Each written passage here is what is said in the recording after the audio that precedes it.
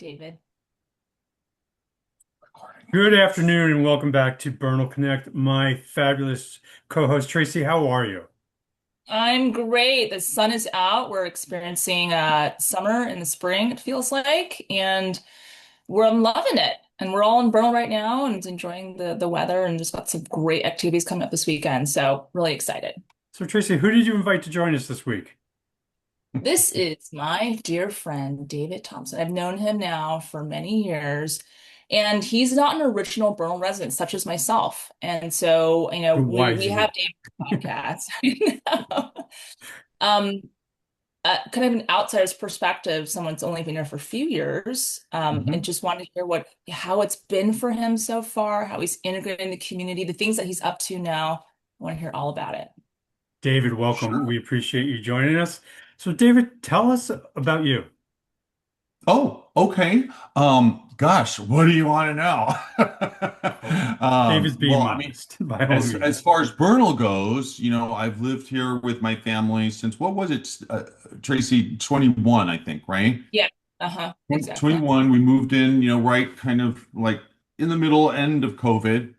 And we totally love it here. But my husband and I have both lived in San Francisco for over 40 years. I'm at about 40 years. And we've lived all over the place. He has lived in the Haight. I've lived with him in the Castro. We lived in the Castro for many years, and then we moved to the Mission. We lived in the Mission for quite a long time.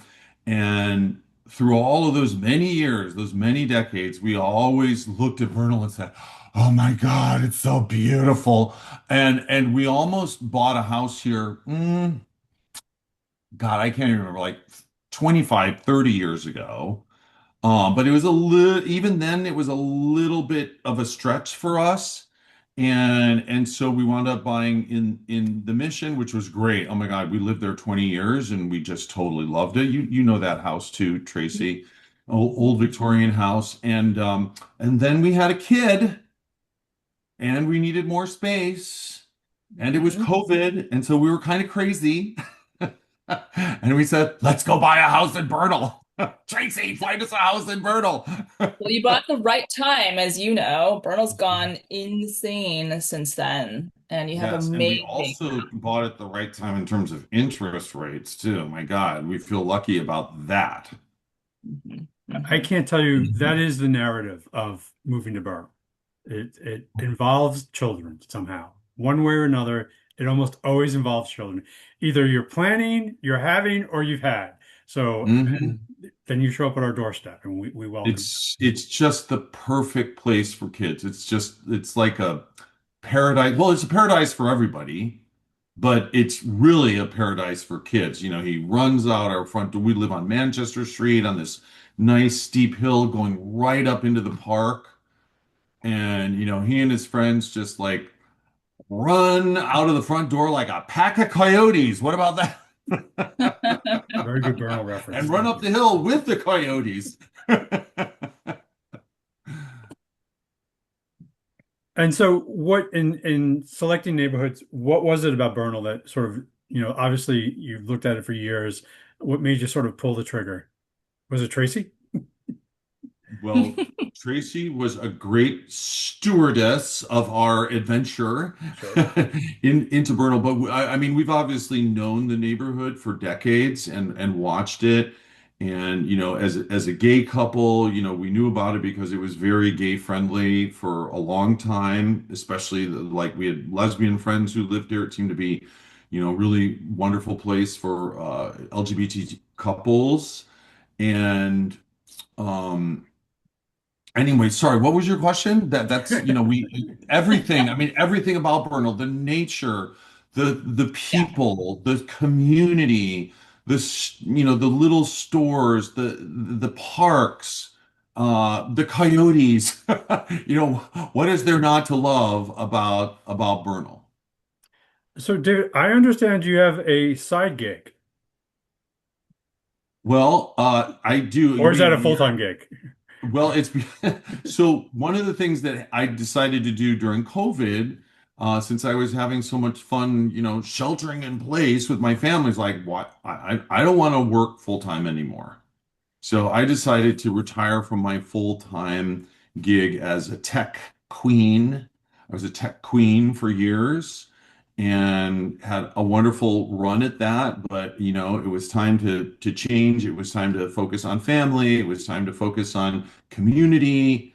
I got very involved in politics. I became an activist, a drag. I revived my drag career. I had been a drag queen when I first moved here, and then I put that aside as I was doing my whole tech thing. And then I revived it as part of a kind of a political activism. But then I realized like it was really as much or more of an artistic endeavor for me. And so I've been pursuing that a lot. I've just closed a 3-month gig at Martuni's. I was out front and center. I was the grand marshалette of the No Kings March, back in March, and most recently I was elected Foxy Mary by the citizens of San Francisco at Dolores Park. I was really happy about that. Did you get to meet Hunky Jesus? Well, excuse me, I'm his mother. Do you think I got Foxy Mary is his mother and lover and whatever. There's a lot of theology there. Which we will totally avoid. I So, think, David, when I think about you, you just embody how amazing San Francisco and the people are, which is changing identities for the season in your life. And like, I can't imagine you as like a tech bro person from the drag Queen, queen that I Queen. queen. Yes, that I know. And I I know can put on the cisgender male act just as good as the drag act. when did you and start if you drag? haven't been to the show, I would say David's show's amazing. And tell me, there's an encore coming, right? Well, I just closed out the third week of the show last weekend, last Sunday. But somehow I have a feeling it's going to keep going. You know what my fantasy is, Tracy and Mike? I What? want to take it to the Lucky Horseshoe. God. I think I need to do it at the Lucky Horseshoe on Yeah, Cortland, don't you I think? with think that that crowd, was after a such a couple cocktails, they won't even notice. Honey, the cocktails make it all the better. Those it's hard to beat the cocktails at Martuni's, but I think they get pretty close at Lucky Horseshoe. They're a heavy pour. They're definitely a heavy pour at that bar. I have some I'll non-memorable nights from that place, and don't I'm not they proud do of them. a karaoke drag show on Fridays, if I recall? Sorry, I that you cut out there for a sec. Yeah, I'm sorry. It's things are a little bit laggy right now, so that's why there's a just a little bit of space in between. I thought it was Friday nights, Saturday nights, they do a karaoke drag show. So I will look it up and I They will let you do? know. I did what at Lucky Where? Horseshoe? No, well, Or is it at it's at Wild Out Wild West? Wild. Yeah. Yeah, Hmm. yeah, That seems to make a little more sense. yeah. Although why not at Lucky Horseshoe too? Well, sure, Yeah. it might be a slightly different crowd. David, when did you start drag? When I was 5 years old. Okay, so 10 years In ago. my father's church. Oh, I'm sure he appreciated that. It was I so my father was a minister, but he was had a theatrical bent, and he decided to do the Lion, the Witch, and the Wardrobe, which is a Christian allegory Sure. at church. And he said, David, do you want to be in the show? And I said, only if I get to be the witch.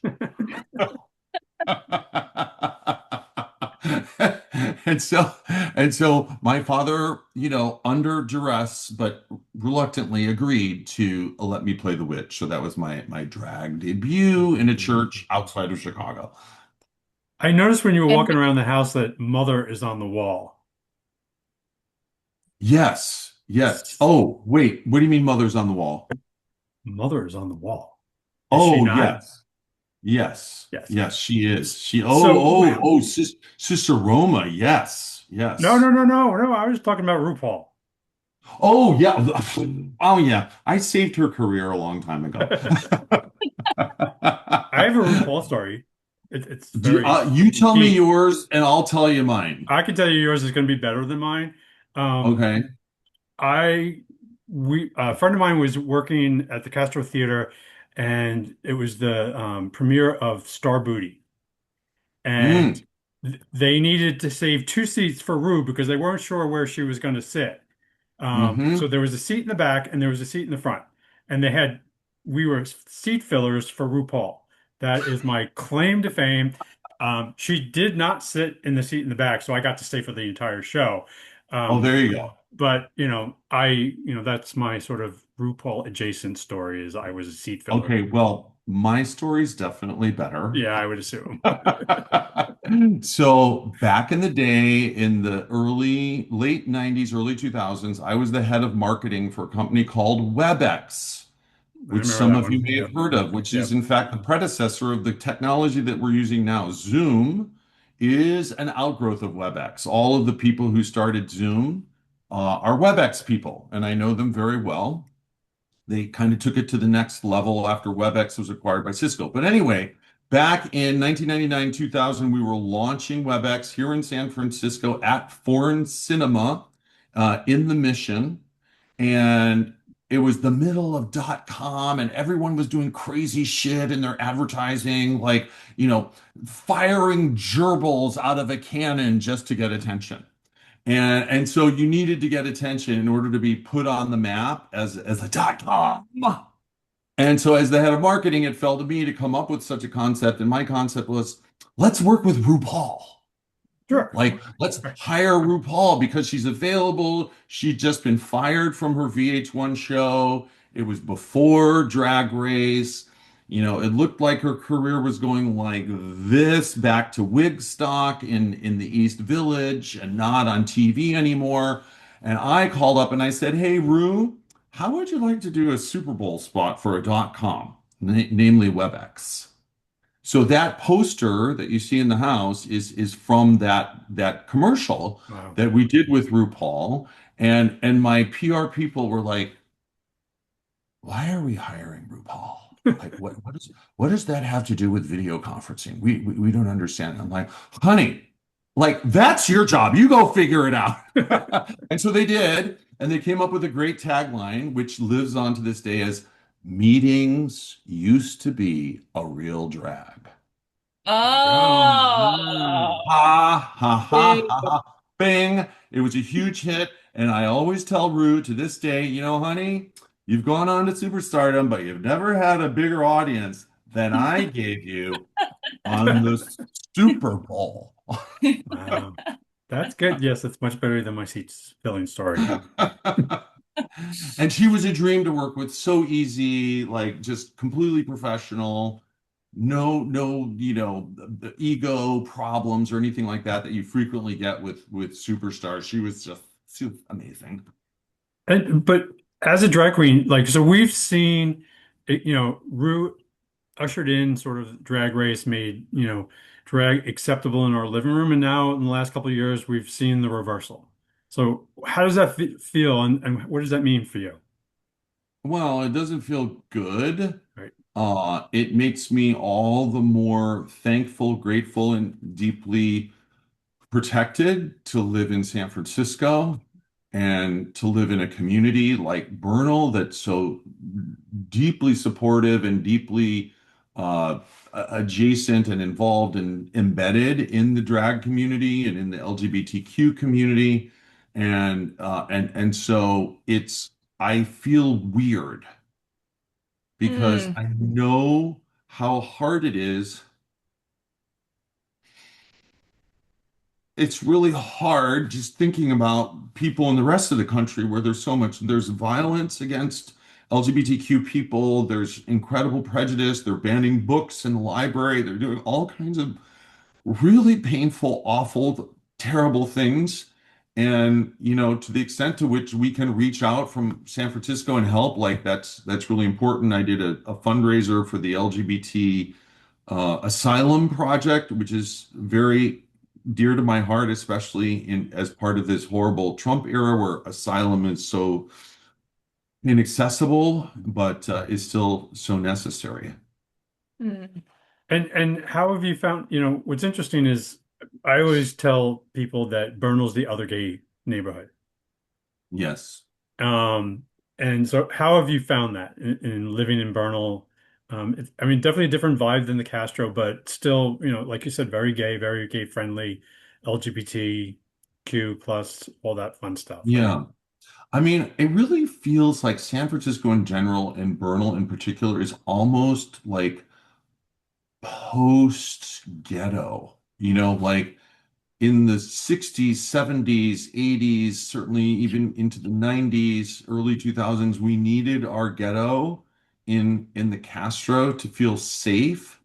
But, Bernal is very gay friendly, but it's not Mhm. just gay, it's everybody, right?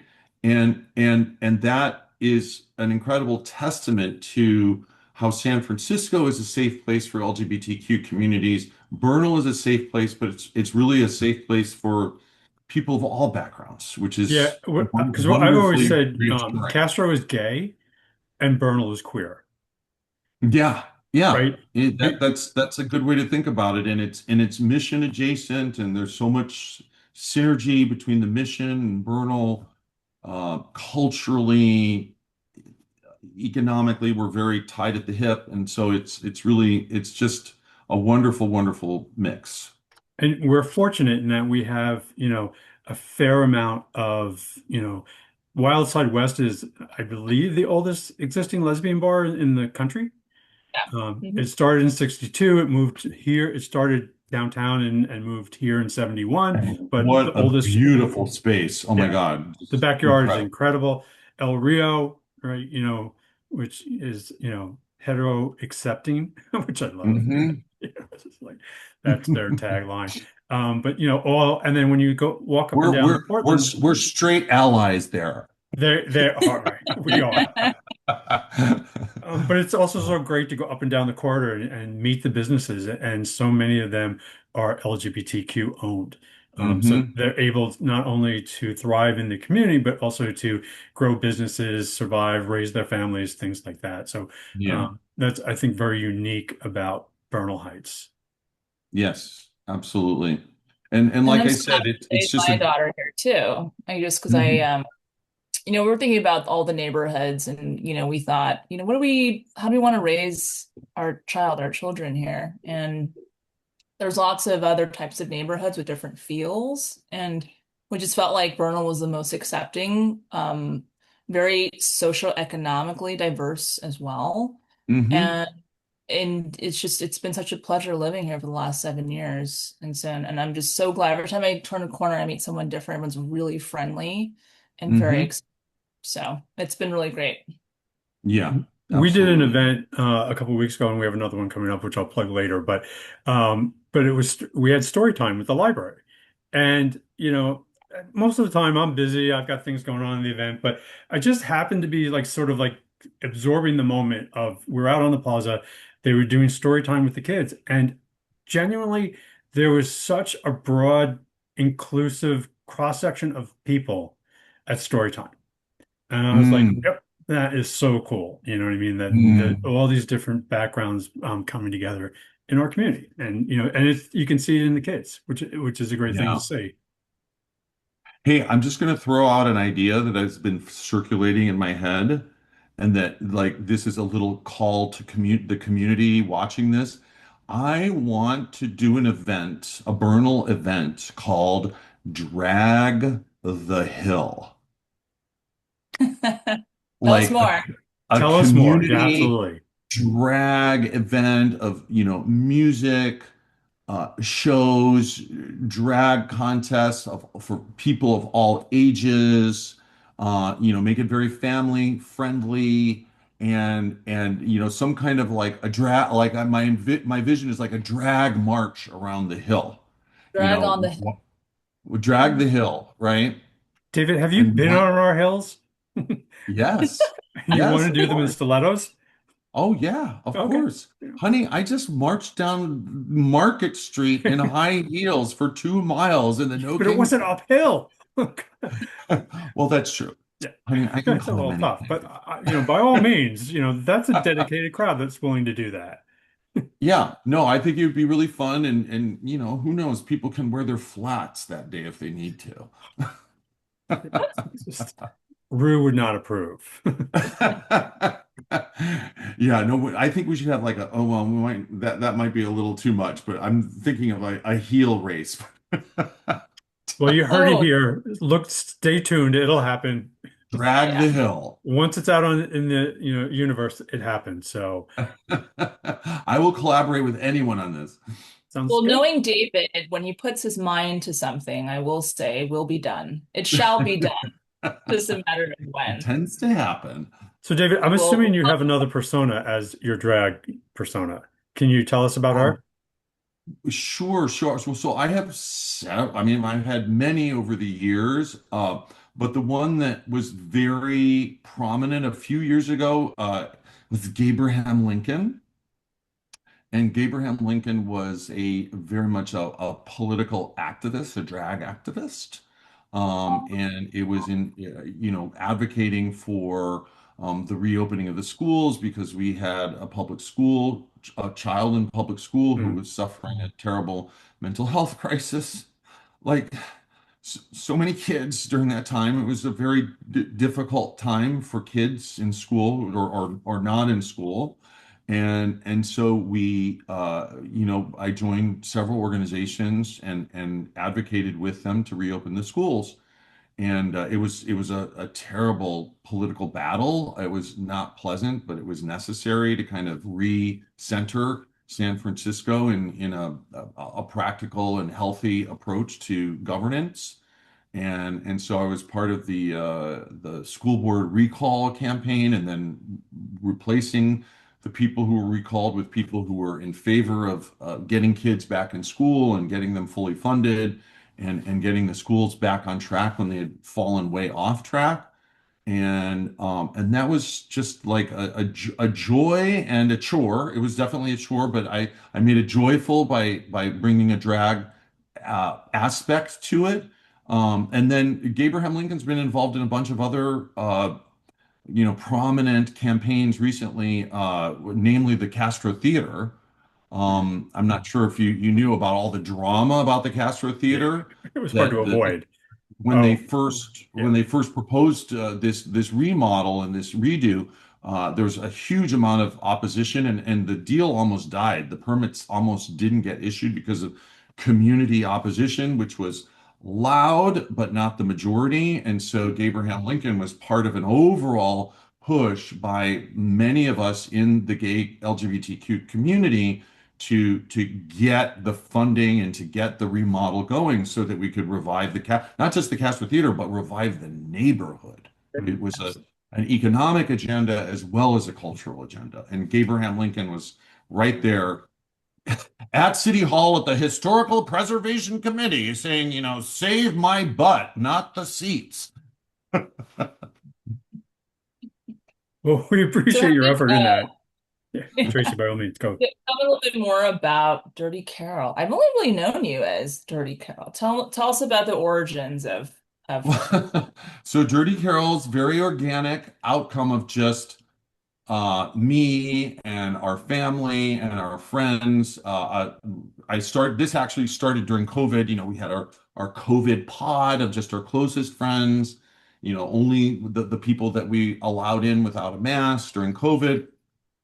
We had a get together with them at Christmas, and I started rewriting the lyrics of traditional Christmas carols with dirty lyrics. I'll spare you the X-rated lyrics here, but suffice it to say, like, nothing is sacred when dirty carols around.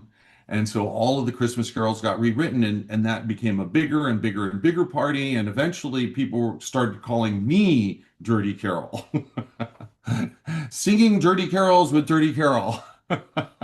So that's how the persona of Dirty Carol was born, and has since gone on, to like my last show is called Broadway Sluts, the one that just closed at Martuni's, and so you get an idea of her kind of, she's got a little bit of a perverted perspective about singing. And by show, by the way, it's It's actually just David singing. And so he is has an amazing range. He's got a Mm. story to tell. It's just him and a mic and the piano. And it's really phenomenal because I think David, yes, you're a great singer, but I think equally you're such a powerful storyteller. And when I was at the show, I was so captivated by the storyline that you were telling us. And so Mm. um it was great. Thank you, Tracy. I really appreciate that. Yeah, it's the whole package. You are. So beyond Drag on the Hill, what can we look forward to from you? Oh gosh, well, I'm going to be doing a lot of shows, and I hope to be doing more in Bernal.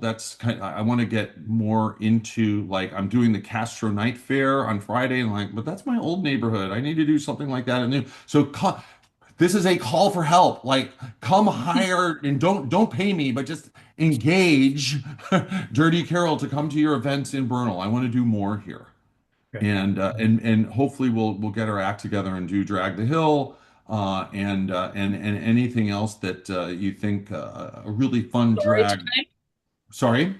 is story time where you can Oh read yeah, I some. love doing story. I've done a lot of story times, but again, not in Bernal. I did a lot actually in Provincetown. Oh, wow. Okay, well, that's going to change. Great. Yeah, yeah, that's got to change, right? And Bring it if home, folks want to baby. know where you are and where you're going, is there a place that they can go? Oh yeah, yeah. Just follow me on Instagram at the Dirty Carol. All one word together? Yeah, and my kind of less draggy, well, it's very draggy still, but there's also Foxy Mary 2026 on Congratulations. Instagram to celebrate my Foxy Mary, but also to have a kind of a broader content beyond just the shows and that type of thing. Great. We will share that in the below so that folks can find those links and visit you and follow you on Instagram. Um, Tracy, what else you got for us? What do we got going on this week? This week we have Earth Day. Earth Day stroll is coming up on Sunday. What time, Mike? Starts at 11 to 10 a.m. 3. 11 to 3. 11 to 3. Great. And we'll be at the rec center. That's behind the library, right? All right, Mike, don't you correct So me here. I'll this do what week, they here, let me do this. Yeah, we do this. This week is the Earth Stroll, which is up and down Cortland. My understanding is they are closing down Elsie, and that there will be the College Hill Learning Center will be doing a street fair on Elsie, so you can learn about different programs from the city. We will be up on I don't know. I want to say Andover, but I think it's one more block over. But Moultrie. We'll be on Moultrie. I knew I'd be there eventually. There you go. So Love they're closing Martuni. down Moultrie as well. So Mhm. we will be on Green Projects will be on Moultrie, and we will have a tent. So come out and see us. But there'll be all kinds of stuff going up and down Cortland this Sunday, right? Sunday. Okay, yeah, It's Sun- that part where I was looking. The 19th, April 19th. following week is when we'll be on the plaza. So we'll be having not one, but two Earth Day celebrations. We will be out on the plaza at Bernal Heights Rec Center behind the library. We are painting a racetrack with the kids. So we have local artist, Tanya Wishler is, and I know I didn't pronounce that right, and I'm not even going to try, but you might know Tanya from the Modern Gay Tarot, and she was the artist behind those.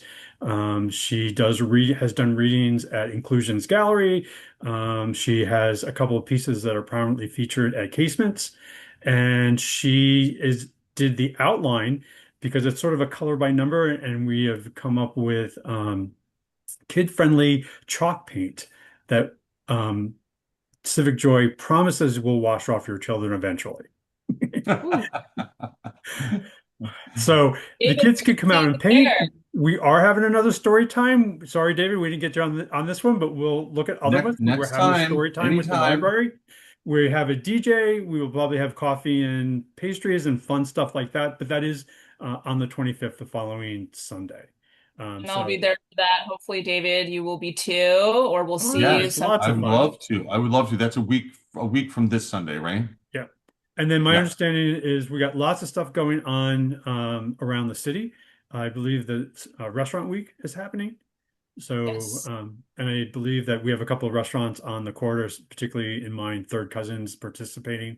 And I know that Third Cousin is doing a couple of things with Restaurant Week, so check them out. We have Small Business Week coming up May 4th, so just around the corner, and we'll be doing stuff with local merchants and the Bernal Business Association. So check our calendar. We got lots going on, and we would love to see you out there. We look forward to seeing David at some future events. Apparently, one of them is going to be Drag on the Hill. That'll have to happen because once we mention it, it's got to happen. So we will do Drag that. the We'll hill. put some links below so that you can follow David on Instagram, follow his story, his adventures. Congratulations on winning Foxy Mary 2026. Um, Thank you. that's a legacy maker there in itself. I am disappointed that your RuPaul story is better than mine, but I can. So That's hard with to that. beat saving her career. With that, we thank you once again for joining us. If you like what you see, share, Absolutely. like, Love it. tell your Love you friends. guys. Thank All you, right. Tracy. Take Thank care, you, Mike. everybody. Take care. Thank you. Thanks, Bye. Dave. Bye.